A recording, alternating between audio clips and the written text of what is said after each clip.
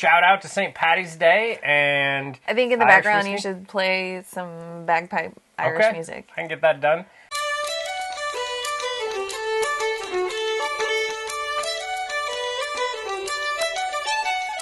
Welcome to, I don't know, special night, I guess, of Power of Bourbon, because it's not bourbon night. Yeah.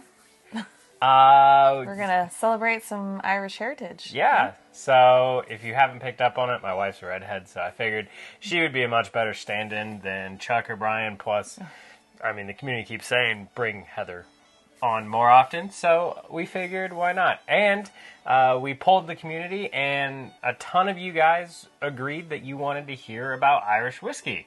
And this will be coming out on St. Patrick's Day, so we figured, hey, what a better way to celebrate St. Patrick's Day than to drink some Irish whiskey. So I went out Why not? and grabbed a bunch of random bottles of Irish whiskey, and we'll see what we think. So we got some everyday low-ends and then some medium-range ones. I wasn't about to spend a ton of money on Irish whiskey just because I haven't researched it a ton. And we're kind of viewing this as a way to introduce yourself into it. If you want to, try out some Irish whiskey yourself. I think these would generally be accepted as... Be good first-timers. Yeah, good first-timers. So the first one, I mean, you can't do this without putting this guy out here, is just going to be good old Jameson. So that is what is on our farthest left here. All right. And so... Which, it's fun because Jameson, this is not the only Jameson product in this flight. So that's the fun one. Okay. But yeah, Jameson is, I think I got this for like $15. Yeah, doesn't it usually get used in a mixer? Yeah, it's usually like a mixer, but people drink it straight too, amazingly enough. They do have some high-end Jamesons too. Okay. So I'm nervous to try this. I mean, the nose isn't bad. It's got a little bit of ethanol in there. Yeah. But you get those wonderful green apple grainy notes, yeah. Okay. 80 proof, so it's low proof. Okay. So that's the other thing about Irish whiskey, it's lower proof. It follows like Scotch in that case. Well, I have been wondering how this is different from the Scotch that you've had me try. So Jameson, that's the thing about this, is it's column still, mixed with some pot still. So there's both of those in there. Triple distilled. It's been around forever. But yeah. It's not bad. I mean, very smooth, from all that distilling.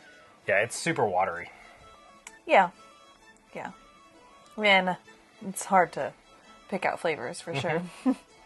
Yeah, I mean... It's not bad. I mean, I guess you would mix this... I guess this is what you'd mix with coffee and things like that, because then you're not going to pick up much Irish, flavors. Yeah, coffee. So yeah, so this would be a good mixer. I would compare it to vodka. Like you would mix it where you don't want the flavors to come out. Yeah, for being a brown spirit, it's still really light. Yep. It does not seem heavy. It's really not bad. No, it's got, like you said, green apple on the nose. It's not as sweet as the bourbons are. I can see why you've really gotten into bourbon because it's quite sweet. Yeah. Yeah, this. It's a little sweet. A little green apple, and then that's about it. Yeah. There's just not a lot of flavors. So I think what this tends to get mixed with is like ginger ale, right? Yeah. Because there's like a Seagram's 7 and 7, right? Where it's a similar concept. Yeah. That's the way to start it off. All right. Number 2. I'm excited for this one. I've heard about it. I'd never tried it before, and I just had to do it.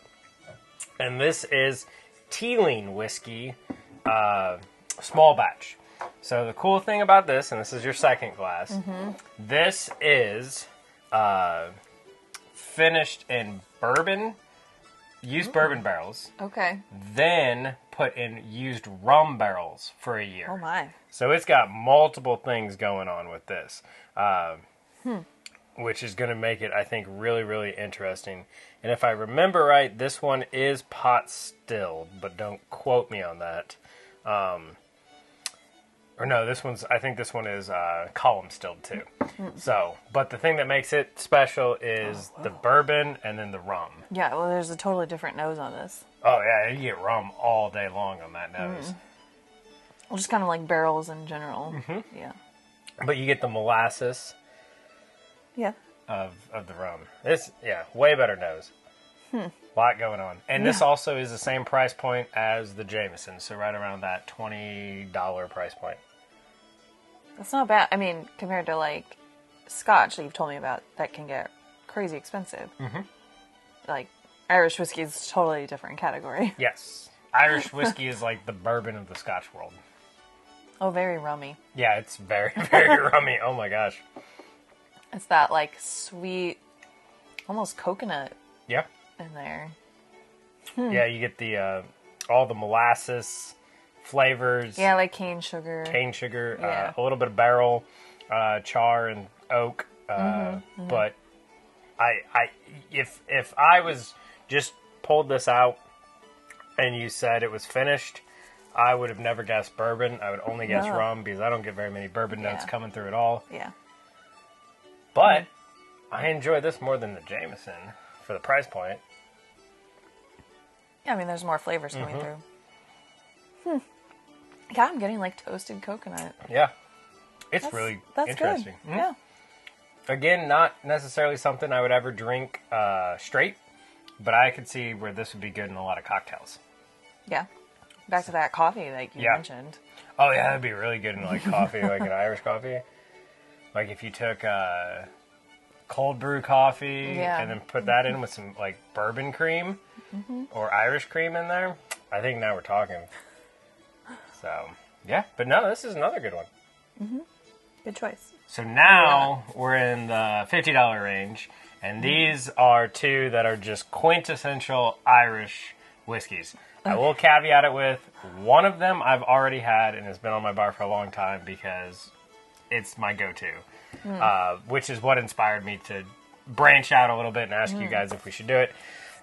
This next one I've been wanting for a long time because I've heard a lot of really good stuff about it. Okay. So that is Green Spot. So Green Spot is what we're getting into now is pot distills. Yep. So they're pot distilled. And this is finished in sherry. Okay. And ex-bourbon. So it's got those two in there.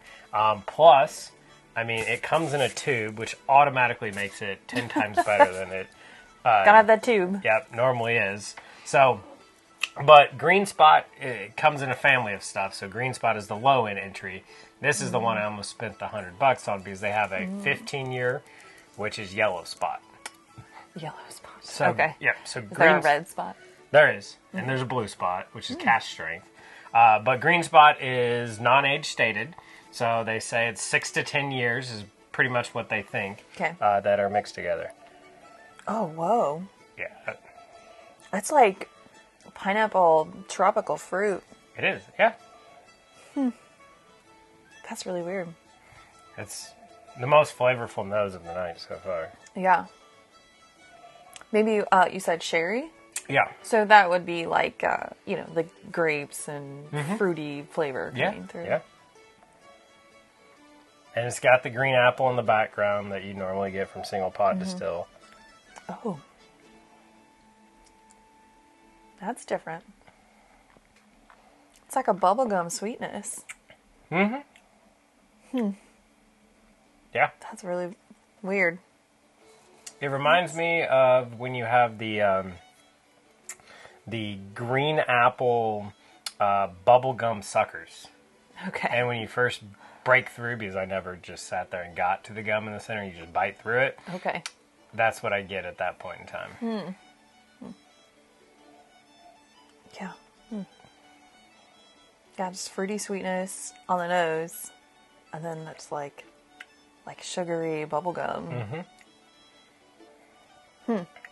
I can't say that I like it better than the second one that we did. Okay, so rum's still your favorite. Yeah.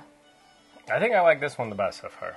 I'm just not big on the rum flavors, though. That's just me. There's just something a little... how can I describe it? It's like not quite tart. It's like a tart sour mix. And not enough sweetness to balance it out.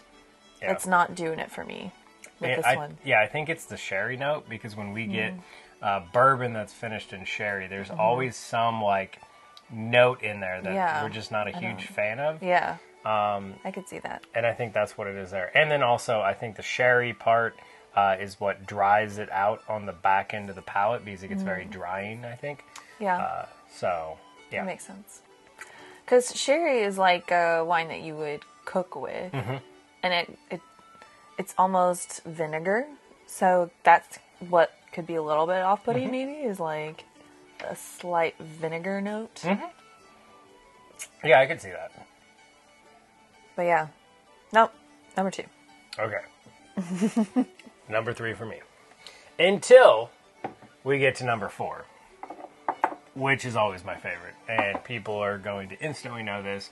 So You brought it up on the channel before? Or? I have never brought it up on the channel before. Oh. But a lot of people know it. If you're going to get into Irish whiskey, you probably get this bottle right here, which is Redbreast. So Redbreast is the same people as Jameson. Oh, okay. But it's single pot distilled. Okay. So it's not any column still or anything like that. Finished in bourbon barrels. And this one is the cask strength and 12 year. So it's got a little bit going for it. It's a little bit harder to find.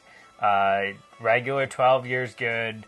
But the cask strength just, knocks it up a little bit. And by that, we're talking 111 proof. So even bourbons, different. Like, that's still, I would say, like the perfect bourbon range that falls into that I like. So getting that with an Irish whiskey is definitely going to improve it. Mm-hmm.